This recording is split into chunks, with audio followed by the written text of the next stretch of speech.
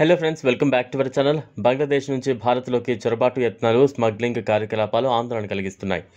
దీంతో సరిహద్దుల్లో బీఎస్ఎఫ్ భద్రతను పటిష్టం చేసింది. ఈ క్రమంలోనే కంచె నిర్మాణానికి చర్యలు తీసుకోగా బంగ్లాదేశ్ అభ్యంతరం వ్యక్తం చేస్తోంది.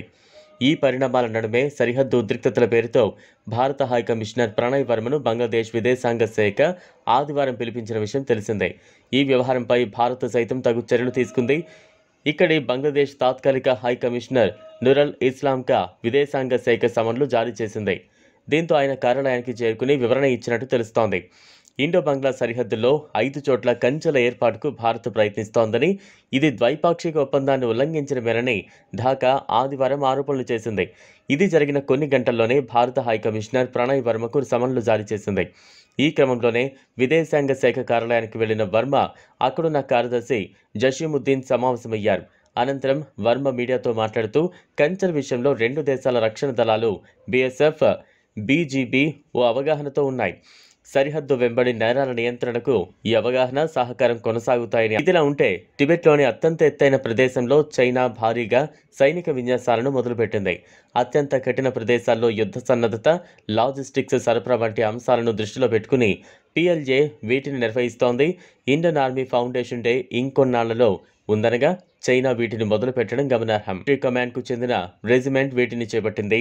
అత్యాధునిక సైనిక technology, all terrain vehicles, unmanned systems, డ్రోన్లు, ఎక్సోస్కెలిటన్స్ వంటి వాటిని ఈ విన్యాసాల్లో వినియోగిస్తున్నారు. మరోవైపు వీటిని దృష్టిలో ఉంచుకుని భారత దళాలు అప్రమత్తమయ్యాయి. తాజాగా బీజింగ్ చేపట్టిన లాజిస్టిక్స్ సపోర్ట్ ఎక్సర్సైజుల్లో చాలా వ్యూహాత్మకమైనవి. ఎత్తైన ప్రదేశాల్లో యుద్ధం వేళ వేగంగా దళాలకు అవసరమైన పరికరాలు, ఆహారం వంటివి సరఫరా చేయడం పైన సాధన చేస్తూ ఉన్నారు. ఈ విన్యాసాలు చేపట్టిన ప్రదేశం కూడా లద్దాఖ్ను ఆనుకుని ఉంది. ఇక్కడి వాతావరణం కారణంగా శారీరకంగా ఎదురయ్యే సవాళ్లను తట్టుకునేలా చైనా దళాలు ఎక్సోస్కెలిటన్లు వినియోగించడం విశేషం. 2020లో గాల్వాన్ లోయలో చోటు చేసుకున్న భారత చైనా సైనిక ఘర్షణ తర్వాత ఈ ప్రాంతం ఉద్రిక్తంగా మారింది. పలుమార్లు సైనిక దౌత్య స్థాయిలో చర్చలు జరిపి పరిస్థితిని కొంత శాంతపరిచారు.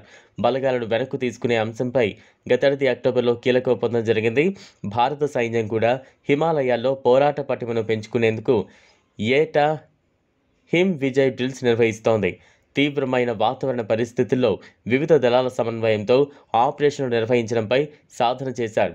చైనా దళాల కదలికలను గుర్తించేందుకు వీలుగా అత్యాధునిక నిఘా వ్యవస్థలు, ఉపగ్రహాల చిత్రాలు, డ్రోన్లను భారత్ వినియోగిస్తోంది.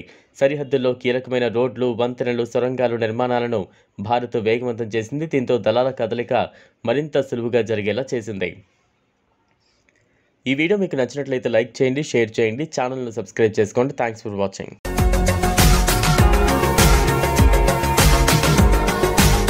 మరిన్ని అప్డేట్స్ కోసం మా ఛానల్ని సబ్స్క్రైబ్ చేయండి.